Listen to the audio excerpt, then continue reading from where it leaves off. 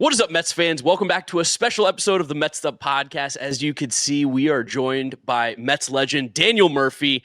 The Mets have had some hitting issues. We want to talk about hitting in general with Daniel today. We want to talk about the David Wright day as well. So much to go over. Enough of my talking. Murph, thank you for joining us. How's it been? We haven't seen you in a while. Well, I'm doing well, Mark. How are you doing, James? How you guys doing? Having a blast. I tried to party all weekend, my wife and I, for David's celebration. Then also he threw a party for Molly, his wife, a 40th birthday party on Friday, where a bunch of friends got a chance to get together. That was along with the weekend celebration. So it was a great time. Just before we get into some of this hitting stuff, Murph, give us another one of the highlights from this David Wright weekend, because it just looked like such an amazing event to be a part of.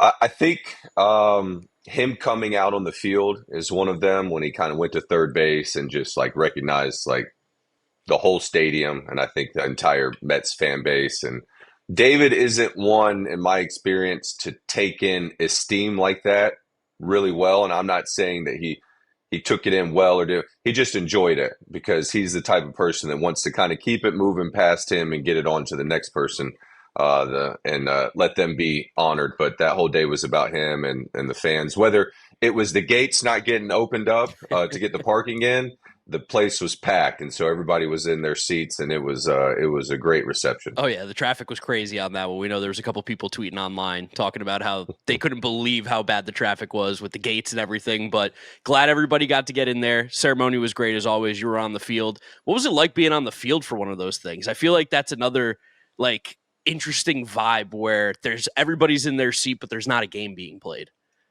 Yeah, it's well at this point, like I'm not really allowed to be on the field. It's like the players get on there kind of in between the lines. So just to touch it again was kind of take me back in time, I think certainly, but also I would say really honored to just be able to get on there. Honored that David asked, honored that the Mets put it on because as I'm walking on that, it's just there's something sacred, honestly, about getting in between those lines and they only let 26 times 30 guys really step on that in uniform. And for the entire organization to take a pause from that and recognize, the captain, our captain, in that moment, I've been grateful to be a part of all of it. How was it being back interacting with Terry? So it was nice seeing you guys together there too. Yeah, TC and I got a chance to talk some ball. They had a game three of the World Series on in the boardroom. We were waiting in kind of before we came on the field. So like my nervous system's all activated. I started sweating. The Kansas City Royals World Series on. But it was good to talk to TC. He's still down in St. Lucie. He said he makes it up and does a little bit of pre and post game stuff with SNY. I always enjoy listening to baseball from Terry. I mean, my first interaction with him was field coordinator in the minor leagues. Like he came back, and my first interaction is TC run into every minor league field, throwing batting practice, hitting ground balls, like in this Florida heat down in St. Lucie. And so, yeah, this would be now, I'd say 15 years since I probably first met Terry in 2010. I believe he came in the organization. Yeah, I think Mets fans across the board love Terry as a manager. He's just such a He got a baseball great lifer. reception. Sorry to Yeah. interrupt you too. Like No, it he's was a a great such ovation. he's a man. Like Mhm. the baseball in him, and he's been around it his entire life. You don't find too many guys like that often. No, No, not especially at all. Someone when he gets to telling a story, if he's talking about like the minor leagues, he'd take you back in time, and give you some of that like real and in your bones baseball ball talk. especially just you guys all making that World Series. Like that makes that reception so much sweeter. How often have you actually watched back the tape of that series? Like you saying they played that game in the boardroom, that kind of being a shock to the nervous Mm. system. What is it like watching some of those plays back? Well, like the one in game four, I've gone back and looked at a couple of times, and that one like puts a hole in my soul. And but the game three one, it's the one where, obviously David hits the home run Yeah. and gets us going Oh yeah. and that we win. And now I haven't looked back on it a ton. I've kind of gone through a little bit of the NLDS. I didn't look a ton at the games, the NLCS. I guess I'm probably a little bit afraid to touch it, to be honest with you, to go back there and put myself in that position again because there are obviously plays that I would like to have back. I'd like to have every at bat back because I'm watching my at bats one went through and I was like, oh man, I'm not swinging it well. I'm not seeing it well. I'm kind of trying to fake it, and so. that bit is obviously frustrating, to be able to win the pennant but not win the world's championship is you only get so many shots, and that was mine and ours for that era ball club. Well, it's interesting that you mentioned going back, looking at swings, knowing that stuff wasn't perfect, stuff wasn't right, which is also hilarious to say because you were amazing during the playoffs. But that's not that's not the main focus. What's it like being cold? Because the Mets offense right now, while they've played better against the Angels, I still feel like we all agree that it's not completely clicking. There's some guys like Lindor and Alonso in the lineup that aren't playing to the level that they are accustomed to, that have been a little bit cold over the last month. What's it like as a player when you feel that kind of slump or that cold streak happening? Yeah, I think I was going to say to your point with the ball club right now a little bit about the Angels and not playing the best baseball. I do think that a sign of a postseason division winner and possible pennant winner is beating the teams you're supposed to. And Yes. so you get the bonus game as well too, to the chance to sweep. And no, it wasn't sharp all weekend. Like the Angels kick it around like I do from time to time. Like they really were having a real tough time securing the baseball. So I think to the Mets' credit, they get their sweep. That kind of makes up for losing 2 out of 3. David's celebration weekend. So, Yeah. but being cold, I had two thoughts as you said that when you're not feeling good in there. At least for me personally, I would say my first thought is pay even closer attention to the scoreboard. You know what I mean? Do exactly what the scoreboard tells you because I may not have a double in me right now. I might not even have a safe base hit in me right now, at least the way I'm feeling. Now, you're always one swing away. But if you do what the scoreboard asks of you, you get a runner over from second base, you sacrifice yourself a little bit, get a runner in from third, get deep in the count, foul some pitches off. You'll make yourself feel better, I think, by seeing more pitches. And not necessarily that's how the at-bat go, but really attending to the scoreboard because the scoreboard gives us a problem to solve and it changes on each pitch. You can see it by how the defense moves, the count changes. Like from pitch to pitch, you can have a first baseman playing back to going to hold it and runner on. Like it changes. And so I think that you'll get rewarded the more you attend to it. And then the second one is, as bad as you think you're going, the pitcher he doesn't know that because as focused as you are on yourself and getting your job done, he's as selfish and as focused on himself as well too. So that's where I think you kind of bring it back to, I'm watching him, but what's the game asking me to do? Because it makes it a much easier attainable goal to like, I'm going to do something to help the ball club win. I'm going to steal second base as Francisco Lindor does so that you can get the base hit and tie the ball game up. Like I've been 0 for 3 before and the tie and run, and like that's a choice. Whether because you're over there, you didn't earn your way over there. You had to take one of your teammates' spots on the fielder's choice. But he gets to second, and like that's winning baseball. So I do think the more that you do what the scoreboard asks of you, it makes the attaining your goal easier. Because you're not just going to go out there if you don't feel good and like go 8 for your next 11. That's an unattainable goal. But hooking a runner if you're a lefty, hooking a runner to third base and get him over there with one out, like that's a little easier. And maybe you miss the second baseman and you hook him in for a safe base hit. And now you're at first.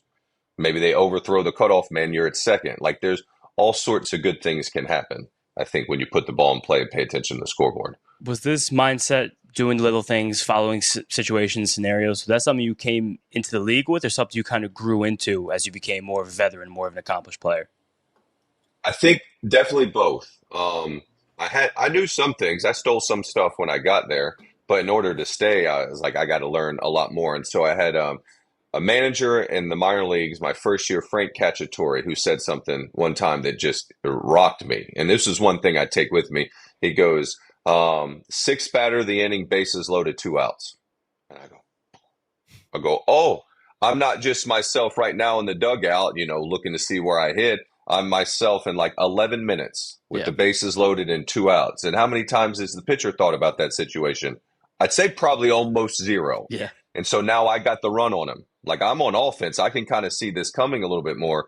And so I can play out situations in my mind. An example of that, honestly, is so we're playing in DC. It's late in the game. And I'm hitting behind Hosey. And Hosey hammers one in the gap. And he goes from like, that's a double as soon as he starts running. And then where you see Hosey get this kind of look in his eye and his body do a little something different from the on deck circle, I go, he's going for 3. And so I go from, I think there was nobody out. As he's getting to second in my mind, I go, get him over in my mind. As he rounds second to get to third, I go, get him in, get you a ball up in the zone, go play catch with the center fielder to drive him on. And then Hosey, he gets popped at third base on like a bang, bang play. And as he's walking off the field, I think, score myself from home plate. Because we were down 1 run, if I'm not mistaken. It was somewhere in that situation. And so, like, bang, bang, bang, just like that, within the matter of 12 seconds, my bat changed, 4 times? Yeah. Get him over from second base, get him in from third, drive yourself in now type of thing, 3 at bats. And so that was just kind of how my mind worked, because when I'm walking up to the plate, I really only want to be thinking about, I want all that work to kind of have been put in, paying attention to the scoreboard. You know what I mean? Like a runner on first base, you're a lefty, give yourself a chance to maybe hit that hole if you want, 1 or 2 shots. If you miss it low, you hit it. If you miss it high, you probably score them from first base. And so these are the situations that I would play out in my mind. And so I never wanted to get to the box and feel what I would call like just underprepared, like a bit naked going in there. Like that was a choice. Being underprepared was a choice I had. Like the pitcher getting the better of me, that's ball. Yeah. You know what I mean? Sometimes they get you. Those guys get paid too. But the pitcher getting the better of me because I wasn't fully paying attention or prepared or in the moment, and second guessing my plan, maybe because there wasn't one or it was a crap plan, like that would eat at my crawl, more than missing a pitch in the zone. You know about the best place to buy, sell, trade, or look for that special card in your world. It's called Arena Club, and Eric Kratz just went through a little slab pack experience, and you went big. You went for the Ruby pack. I love it. I love clicking on the Ruby pack and knowing that I'm going to open something that is going to be epic. I got a Cal Ripken Jr. autographed 1 of 42. I'm keeping it right now, but I would love to have it in my hand, so I might even have them send it to me. Already graded. Everything taken care of for me. That's right. You want to hang it up and stare at it all day, go for it. But if you're in there to get something else or to sell it away, you can do that. They've got the buyback program, or you can put it on the marketplace yourself. Tons of options. This is where the best cards live. It's arenaclub.com/foul and use the code FOUL for 20% off your first slab pack, or if you'd like to purchase a card, 20% off your first card purchase. Again, arenaclub.com/FOUL. Use code FOUL. So then would you say that most of the preparation for your at-bat was done before you stepped into the box? Like, take us through your mind when you're in the box. Are you you get ahead in the count 2-0, you're looking for that certain pitch you're trying to elevate. Is there different things going on based on the count in your mind, or was it more of just like, I still want to get this one job done, that's what I'm looking to do? Yeah, I'd say so. Let's run each at bat kind of right now as if you're trying to hit a double. Yeah. So like early in the game, nobody on. I'm trying to get to second base somehow. I want to get to scoring position so that a one safe hit can score me. If I'm 2-0, I'm trying to hit a draw over the right fielder's head. Like I want to hit. If you think of a tee box, I want to move the ball left to right and hook it kind of high. Because if I hook it high, it's going to end up in the Pepsi porch, and I'm like, you just win. There's only one right fielder. There's a lot of space to cover. So that's my thought when I'm ahead in the count. The way I would go through trying to execute that was usually the night before the game, and this is just me, not everybody takes the game home with them. Sure. You know what I mean? They like to leave it there and do a lot of their preparation there. I would get home. I would talk with my wife and see what was going on, like make sure, the kids are doing well. She hadn't had a lot of adult interaction, and so, we'd talk a little bit. And then when she went to bed, I'd watch the next day's starting pitcher. So let's say use Kyle Hendricks, for example, just got done facing him with the Angels. I'd be watching him, and I would be watching, okay, here's the pitches Kyle throws. Here's how they perform. Like he throws the two-seamer that goes this way. The changeup does this. Like here's how the pitches perform. Where do I need this ball to start out of his hand to finish where I want? Because that's all I'm worried about. Where is it going to be in the zone? I just need to be first to the strike zone in a specific spot. So, and then as I would go to bed, so, Kyle's got a little bit of the comebacker. I would want his balls to start close to me.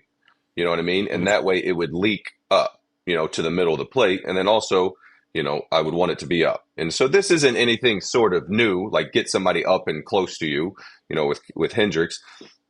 But I would play that in my mind and as I went to sleep so that when I got to the ballpark the next day, it was just all kind of building to 7. So I know where I want the ball to start. I know where I want it to finish. And now when the game begins and my turn at bat's coming up as the situations happen in front of me on offense, it's like, okay, here's the situation. Runner on second base, nobody out. My plan is that I've been practicing is perfect. I don't need to change anything. You know what I mean? At all.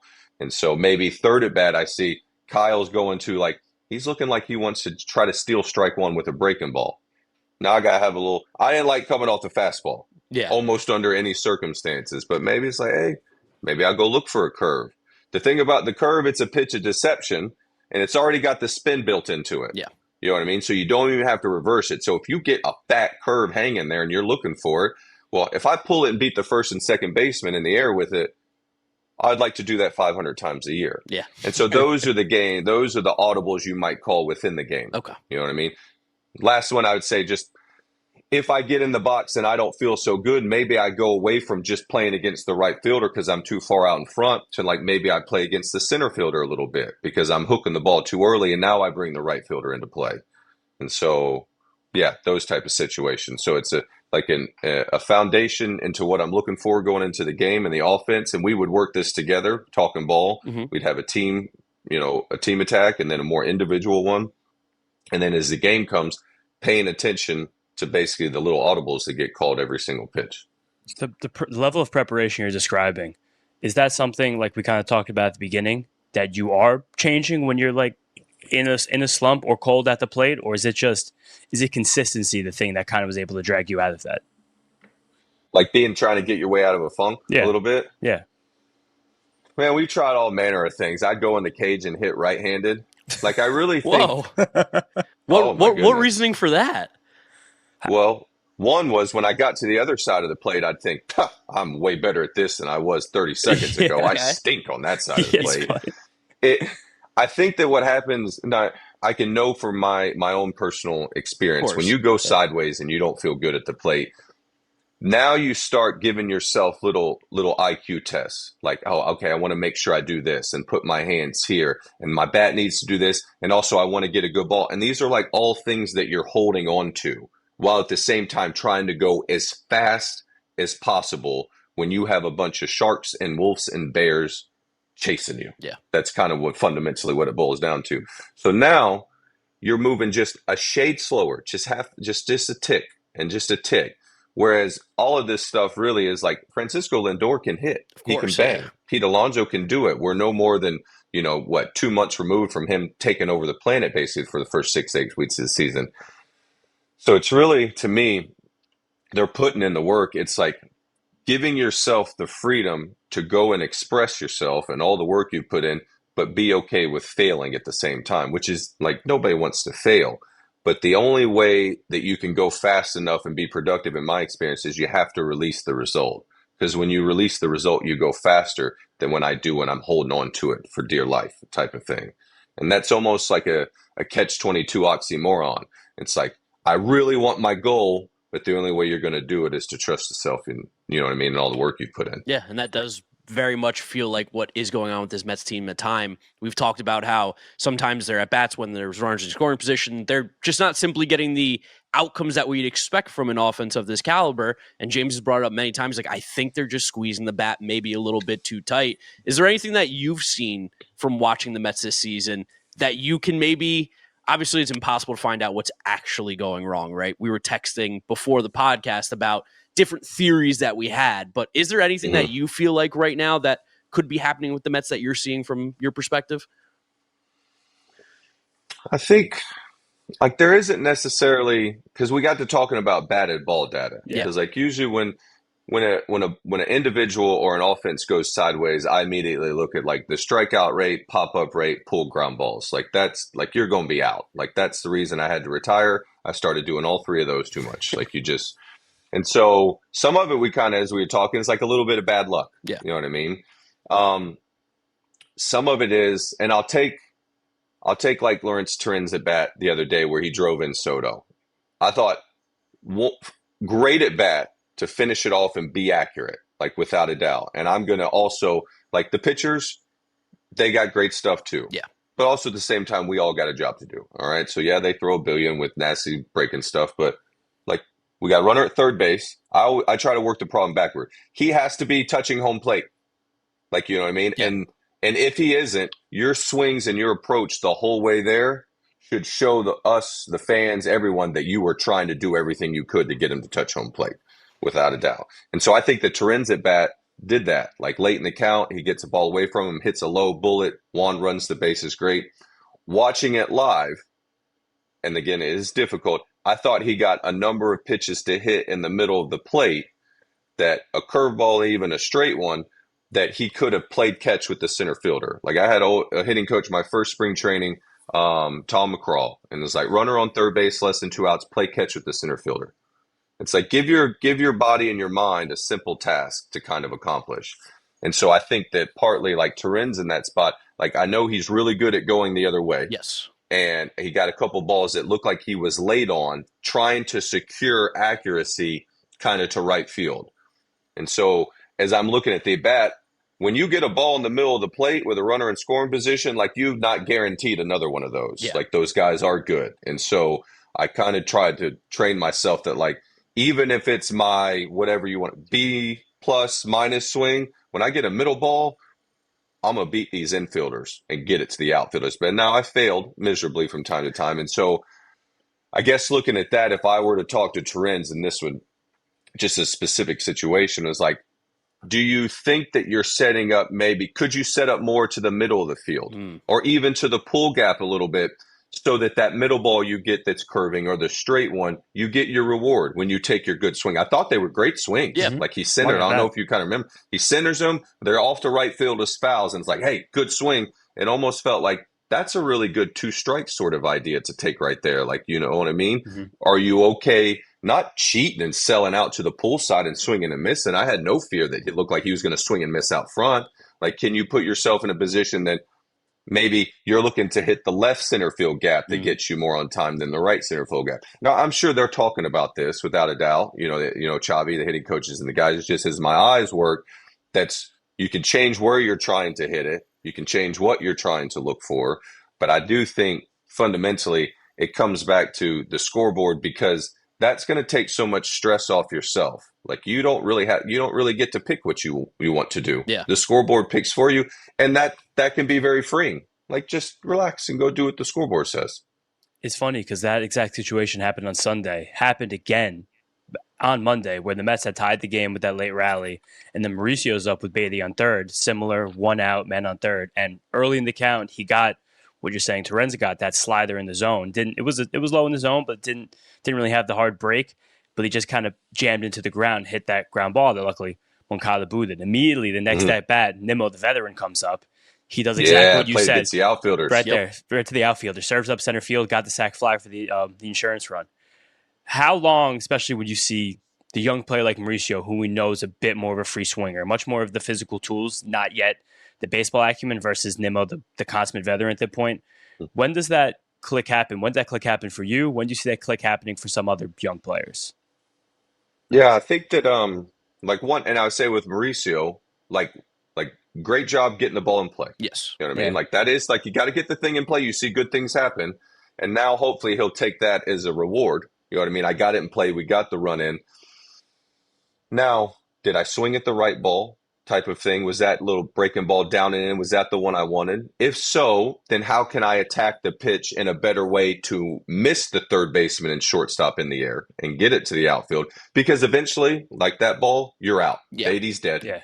Like that's just, I thought Juan Moncada, like I thought he did the heavy lifting catching it, and then he really rushed the throw in a way that I didn't think he needed to.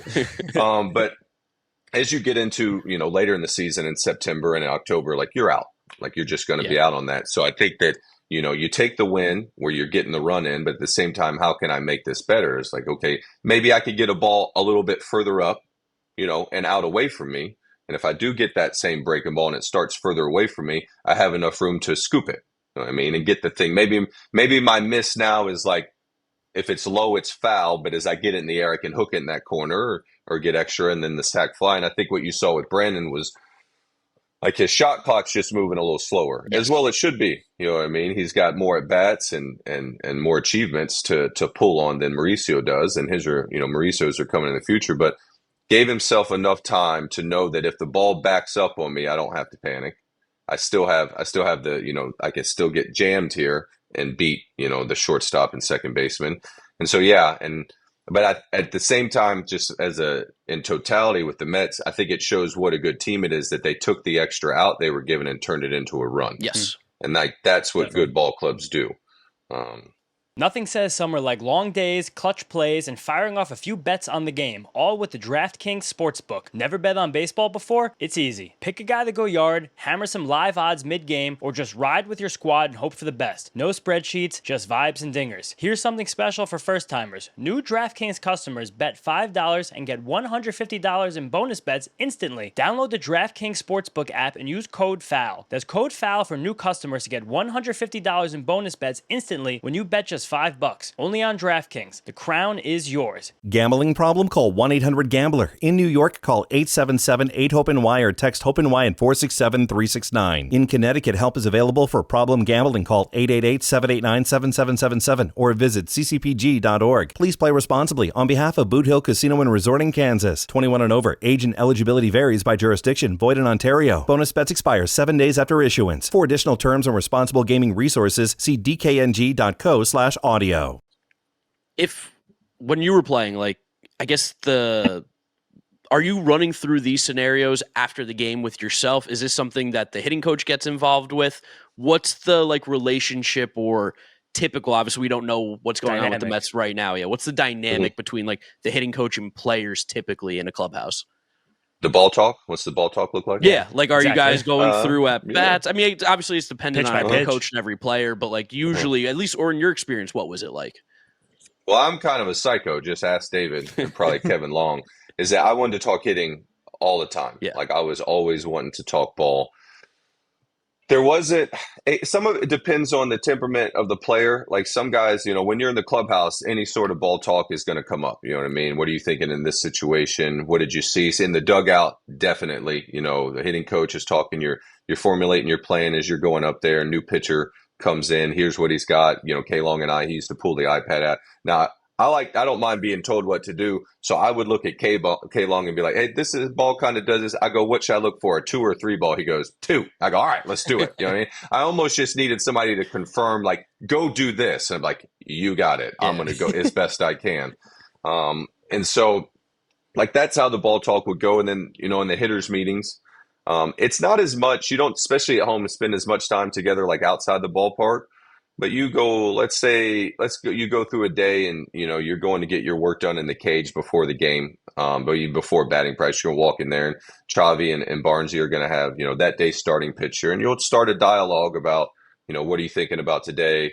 Where are you looking? Here's what his ball does. Here's how it performs. Now, I don't know how they do meetings. Like with Kevin, we would do a meeting at the beginning of every series. And I really enjoyed that. I've been in places where they meet every day, and that wasn't my favorite. It just got in my way, to be honest with you, the meeting every day. But K-Long would do, a meeting first game of the series. That day, all starting pitchers and then some bullpen. No, that day starting pitcher and then a couple bullpen guys. And that's where the ball talk comes. You get in the cage and you're mixing it up. The cage is the funnest place to be in the whole daggum. Other than the batter's box, it's the second best place to be in the whole stadium, in my opinion. It's laid back. It's fun. You're on offense. The cage is a place for offense. Yeah. And so we're in there getting ready, sharpening our blades up to go hunt. And so, figure out what we're hunting for. Yeah, I wish the Mets had that attitude. I hope they do. I love the, sharpen our blades to go hunt. That's that's a sick attitude to have as a hitter. You don't hear that too often, I feel like. But I hadn't thought of it before, seriously, closely, but in the last couple of years since I've stopped playing, we're on offense. Yeah. We are on offense. That's part of the price the pitcher get pays for going first is he doesn't get to go last. That's what we get. We get to make the final decision with all of the information that can be had before you go and put the ball in play. And so, I loved it. I mean, I teased my wife. She pitched in college, wonderful pitcher. But pitchers, you're either 46 feet from softball or 60 feet away from the fight. Yeah. The fight is over the strike zone. I'm right here next to it, as close as I can.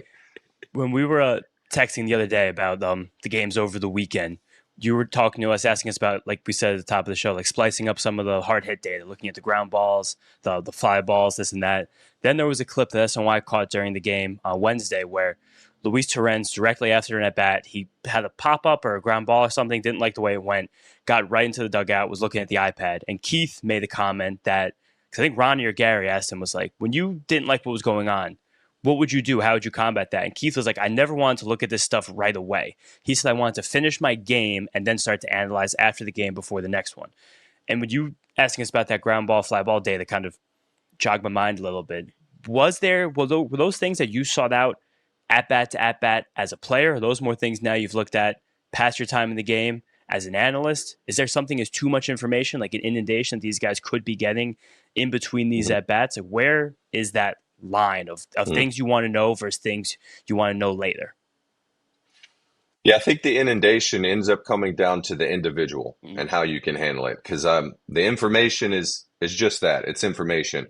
But we have to be able, as athletes, and I think anyone, is basically distill it into something that's usable. And really, it's only usable if I can move fast enough to put it into play.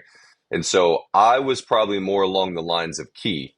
And the only thing I wanted to know about my bat was like good ball or bad ball. Yeah. You know what I mean? That's kind of like, what pitch should I swing at? Yeah. And so I might ask K-Long, like, was that a 1 ball? Was that a 0? Did I swing at 1 at my nipple? Or was it a 3? You know what I mean? And just to see, how are my eyes? Sometimes I might, even very often, not often at all, but I may go and look at the video real quick just to see where the pitch was. But then I'd be out of there. Mostly I wanted to watch the game. Like, because I just felt like the game tells a story, and each pitch, the story changes and you get more information. And so, you know, depending on the game as well, too, like if that's my third turn at bat, like I'm coming up again and you can win a ball game. Yeah. And so it's not to say that, you know, anyone who's looking at the iPad isn't thinking that way. It's just, I was maybe more thinking my swing right now is my swing. Yeah. Today, this is the one I got. Good, bad, or indifferent, I can't really change it. But what I can maybe be more focused on, if I don't love my swing and knowing that it's going to be hard to change in the next 17 minutes before my next turn at bat possibly, is like, get a good ball, watch the pitcher. Is there anything I can eliminate? He hasn't thrown a breaking ball for a strike in like a week. Maybe I just look for a fast one. Now I'm not saying, but these are like, trying to figure out how to win this game and do the best I can to produce. And right now, just my swing and only thinking about that isn't working. Sometimes it does. Sometimes it's like, golly, my swing feels great. I don't need to worry about anything. The game's coming so easily. And then sometimes, like, I'm standing on my head. I can't change it now. Like, let me go. And then I'll try all sorts. Maybe the pitcher's not been very accurate. I'll try to go 4 balls before 3 strikes. Like, the game is interesting now, and then I think I just saw Freddie Freeman win a ball game on the day game. Mm-hmm. The guy in front of him got a 3-1 breaking ball. Yeah. What? Like a win ever. Like, and so I thought I'll see as well too with the Angels after Sugar plugged Taylor, and I hope he's okay in the head. Nato came up, God bless him, with the tying run on deck and YOLO'd the 0-0. Yep. I looked like he punctured a lung. And I was like, that's a different ball game to the one I grew up on. Like, first off, almost certainly until with a 3-run lead, I'm taking a strike until the tying run gets to the plate. Yeah. Full stop. Like, stop. Need base and runners. So I was talking to the guys in AAA when I was in with the Angels about that. I was like, we would come up and they'd be down by 2 or 3, and the only thing you hear from the dugout for me, let's get the tie and run to the plate. Like, that's it. And so my job is to get to first base. So if I think you're going to throw 4 balls before 3 strikes, I'll take. You know what I mean? And so there's all sorts of ways to get into the game and help it if your swing isn't feeling the way you want. Yes. Because that's the game. That's part of the game, is you're not always going to feel great. But you can, and not to say they're not, but we can always be attentive to the scoreboard and the guys we're playing against. We definitely tend to get super hyper focused on things, me and James in general, and Mets fans, I think, all across baseball, with all the stats that we now have availability with. One of my favorite ones I've been looking at recently is about where guys are standing in the box, where their point of intercept is, all these different stats that we now have access to that we never did. Were those things, more so specifically like where you set up in the box, how far away from the plate you were were those one things that were discussed with you? And then two, was it like you knew where you were standing every single time? Were you making adjustments in season, or were you pretty much like, this is where I'm at, this is how I set up? Usually I was like, this is where I'm at and this is how I set up, with the caveat that it would change, but not by me specifically trying to change it necessarily. You know what I mean? And if I felt uncomfortable, I may move around a little bit, but I wasn't much of a mover. I just kind of picked my place in the box and went. Not, there's a place for it if that helps somebody feel more comfortable. But I was more, when it comes to the data, like I know that 10 degrees beats the infield. Yeah. Like only because but the measurement doesn't really help me. I probably better know that when I hit a batted ball, what will beat the infielders off my bat, whether on the label, and I'll giggle down the line before when I hit one and be like, gotcha. Yeah. You know what I mean? Right over the second baseman's head. And so I would say that I more trained myself and in my work, and I say work like my play, my warm up, of trying to get that feeling of like, this is what it feels like to beat the infielder. You know what I mean? This is the trajectory. Not that I didn't look it up or see how hard it is. It's like, this is what touching second base feels like if I'm taking front toss. If I hit this ball, I'm going to hit a double. If I hit this ball, I'm going to beat the infielders. If it's 2 strikes or there's a runner on third and I want to hit it low, this is what it feels like to hit it low the other way. And so, like, if you're going to hit it low, you better hit it the other way. Yeah. Because if you pull it on the ground, you're just going to be out. That's just the way the game is now. And so that I thought of it more of like ball flight, like in my soul type of thing. So when I would take batting practice on the field, that was what I was working on, like just ball flight. I want to see it come off the way I want, because if it's coming off the way I want all day, if I'm swinging a bat and every time my eyes say go, my body does what it's told and then the ball comes off the right way, well, the only thing now to do is just turn up the heat on it a little bit and go a little faster and pick you a good ball and just go do it and just release the result type of thing. For them, I've heard Bregman talk about exactly what you just said, where you want to be pulling your balls in the air, but hitting your balls low, the opposite direction. Like that's how you get the most out of them. And you talked about Neto before. Something else that's so cool with all this public bat tracking data we have now is kind of finding the guys that have different approaches inside the same at bat. And I think Neto has one of the most pronounced versions of this. And we saw that a little bit in the series, especially that bat you said, where Edwin Diaz hits Chris Taylor in the head, and the next pitch, Zach Neto was like 5 degrees closed off, foot on top of the plate, like elbow right in the box, ready to go. But Zach Neto is a guy who, when he's early in the count, he does big leg kick, something we like to call a daddy hack, swings for the world. But once he gets to 2 strikes, or in situations like in that game, he shortens up, he tightens up a lot. Is that something that you ever did as a player? Is that something that you saw teammates doing multiple different swings? Was that very situation dependent? Like you had the second swing in your back pocket, but you only pulled it out on second occasions. How much does that approach change game by game, scene by scene? Well, yeah, I'd say that I definitely had a 2-strike approach. It could fluctuate between like a physical adjustment, like maybe choking up, to more maybe just a mindset adjustment. So I kind of talked earlier, like maybe this at bat, I'm trying to, drive the ball in the air to right center field, like hit a nice draw in the right center field for a double. But as the count goes on and I have less strikes, and if I believe the pitcher has a kill shot for me, and I'll gauge that as well too, how much of a kill shot do I think this pitcher has for me, I would lower my sights and where I wanted to hit the ball a little bit. So I might go like left center field, like a line drive in the gap left center, to hopefully give myself more baseballs to make a decision on. Like, got to catch it further out front to get to right center than I do left center, and that's all decision making time.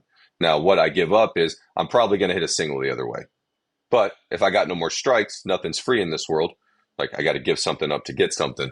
So I think that that's definitely something that we had, and something that David did as well too. I think back at it, guys would have 2-strike approach. Furthermore, I would say now once you, and let's call it 2-strike approach, you're going to secure accuracy more. Yeah. Like, we got no more strikes. I'm trying to be accurate. I'd like to be accurate with a base hit, but at worst, I'm giving something up to push this ball forward. All right. Well, now that you have that 2-strike approach, and maybe it's a specific adjustment, who said you could use that before 2 strikes?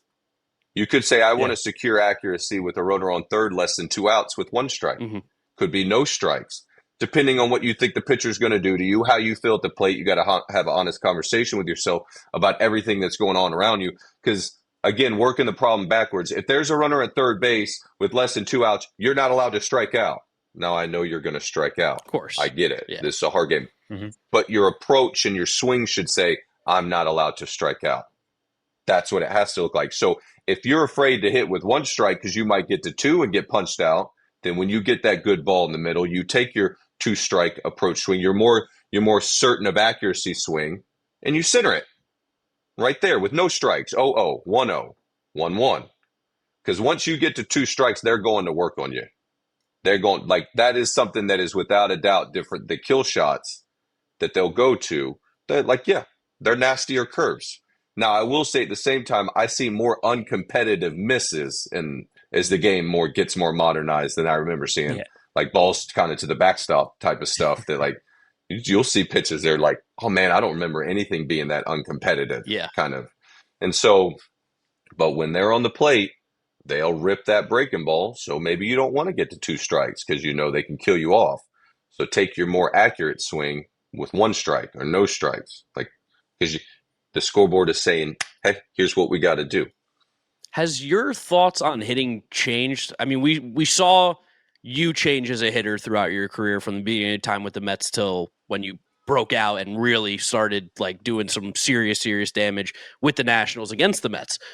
Has your thoughts changed throughout the time as a player? Were there things that you were learning that really stuck with you? Yeah, I would say I love baseball and That's obvious. specifically like hitting, and so I'm very curious about it.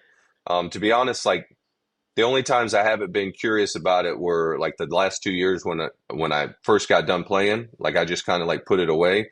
But like watching my boys play and getting back into it, like I'm curious. So I'm always like learning stuff. So I try to be humble enough to let certain things burn off that might not need to stay and bring on other things that I might have thought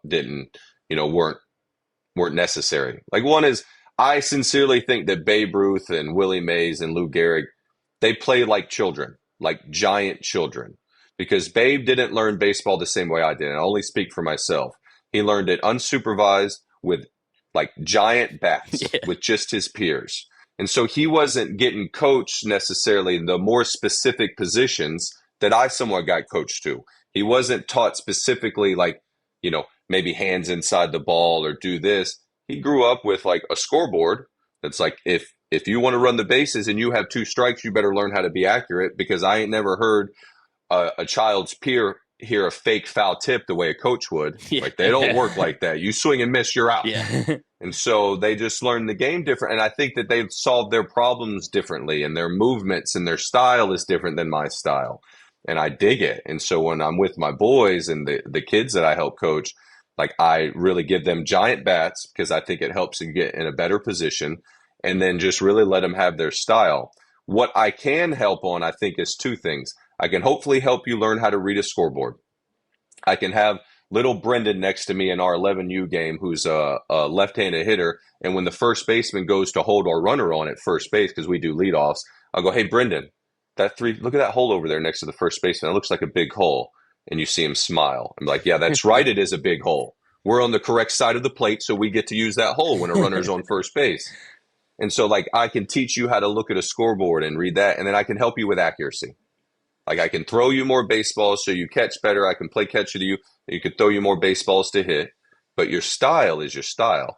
And the accuracy bit, I think, is going to come in is what the scoreboard's telling you to do. Most of the time the scoreboard says go touch second base from home plate. Most of the time it says hit a double. Not all the time, but most of the time. And if you want to, you want to hit a double, you need to play against the outfielders. I'm still thinking about earlier in the show when you said to break slump, something you like to do was hit right-handed in the cage just to make yourself feel better about the lefty swing. Was there anything else fun you used to see teammates doing to break their slumps, get out of their funks? Yeah, guys would just grab random bats for sure. I've seen different manner of undergarments worn. Heard about those, yeah. Like under the uniform to try to bust out of it. When I went back to start, not to bust out of the slump, but just the right-handed thing, when I went back to play in AAA, I knew that all these guys had been playing baseball for 2 years, and I had been on the couch getting fat. So what I tried to do is I tried to turn myself into a left-hander. So like I started playing catch left-handed. I would brush my teeth left-handed. I was started writing left-handed because, again, I go back to Ruth, and I completely underestimated what type of like movers and these guys were, and Lou Gehrig and Stan Musial. So like Ruth threw left-handed and he wrote right-handed. So like when Ruth came to punch you, he did it with both haymakers like accurately. You know what I mean? Yeah. Whereas like I'm pretty accurate with this one, less so with my left one. And so I just started kind of trying to play this game, and that was fun for me. And I started looking at like some of the best players we have in the history of our game are basically ambidextrous. And I think that's something that children can do very easily. Like I play ping pong with my boys left-handed. We do all sorts of stuff like that, and that's fun. Like I think you got to keep it play. That is So- it's funny, but thinking about that, because when you were your best, it was those playoff swings were so front-handed swings, which is, as a lefty, trying to do my hands right now. Yeah, that's right. It's your right hand. Like that is It's my lead arm. Yeah, It's my lead arm. never ever click that together. But that's funny thinking that one's more accurate. Yeah, I think that I heard a stat. It's like 35% of the Hall of Fame either throws or writes right-handed and hits left-handed. And if you think if Yeah. you throw right-handed, you can play every position. If you hit left-handed, you got the platoon advantage 75% of the time. Yeah. So like it makes sense that, like I joke with David. So David's son Brooks, I think he's a left-handed hitter. So I'll joke with David. So you put him on the proper side of the plate. Like I don't know how right-handers do it. I don't know how they do it. I'm so like what Aaron Judge is doing, like in David Wright's career and these right-handed hitters, because that's tough living, having to face right-handed pitching all the time. So hats off to them, All right. because I don't know how they do Well, it. then I'm going to ask you a question, and I have to do this one. I'm playing in a baseball game for the first time in like forever this weekend. I'm playing against the Portland Pickles in a charity baseball game. So haven't taken competitive swings in quite some time. Give me some tips. What's one thing that I could take into the box to help me have the best chance to possibly get a hit against people who are actually good at baseball? Smile. Okay. Just have some fun with it. Seriously. You want to go fast? You ever seen a child not move fast when they're playing? Yeah. They're smiling and laughing. Like your accuracy level right now is probably what it's going to be. Yeah. From this podcast that we're on to when you walk into that box. Yeah, I don't think it's Now going to get touch better. a couple baseballs and stuff. I mean, if you want to cheat on the way there, I see you got baseball stuff in the back. Yeah. Start touching baseballs just around and touch it around the house. All right. Like I got my bat, they're everywhere. Oh, yeah, I've like got that'll a help bat. you. Yeah, if you There guys you watch go. on YouTube, I'll Murph has the join bat you. ready to go. Yeah. So just touch them a little bit, but sincerely, like the smile that you have right now, that'll help you go as fast as you're going to be able to. I'll take it. Which would be the best you could I'll do. take it. Yeah, no, I'm excited. I can't wait to play again. So that's going to be a lot of fun. Oh, fun. Yeah, but Murph, this was incredible. We talked to you about hitting for 40 minutes. I don't think me and James ever thought that would happen, but super, super thankful to have you on the podcast. Let everybody know what you're up to, anything you want to shout out. The floor is yours. Oh, no, just down here in Jacksonville, hanging out. My wife and I would say thank you to any of the Mets fans are watching the reception that we got at Citi Field. I can't thank the fans enough. Like 7 Line Army, everyone. Great show out for David. And Hojo got a good welcoming as well, too. So it was great to see old friends who enjoyed that. And yeah, right now we got my oldest is going to start some football, and we'll be back on the baseball sandlots here soon. And everyone enjoy your baseball. And now it's going to fun week coming up as we see what teams start doing. The whole league feels open to me. I don't know about you guys, but I feel like the whole league feels open. Yeah, I'm really hoping the Mets go and push some of these chips in and get some more guys on this team, because just feels like they have the pieces to maybe do something special. Just got to get there. Yeah, I mean it could come from anywhere. I mean, our team in 15, you've seen it. Yeah. You've seen what the Braves were able to do. So I mean, the additions we had. I think back to Kelly Johnson, Juan Uribe, and Clifford, and like this, and Addison Reed. It's like these. There's something about having professionals walk in. Yeah. Not that you're kicking out guys that can't play. You know what I mean? Sending them all, but like. You know what a major leaguer looks like. Yeah. And so like when Kelly Johnson rolled in and Juan Uribe, I was like, oh, this is about to go down. Here we go. We were talking recently. We were like, wow, this team could really use a Kelly Johnson right now. We'd just love to see a Kelly Johnson walk through the door. Oh, Kel was the best. Like he'd go out there and somebody like he could play every day. And he had such good at bats off the bench. Like that's a skill that takes a temperament. Like I was on Willie Harris used to call it the SWAT team, the bench players. And so there used to be more of us because pitchers used to hit. But like It's something that you have to have a temperament for. And part of the, I think the temperament is you need to have, it's nice to have somebody around who's done it. Because like Willie, we were young players then, and we'd go in there and we'd get our teeth kicked in a pinch hit appearance and be out. And we'd come back and we'd be upset. And Willie'd go, I don't know why you upset. You out. You might as well get your swings off.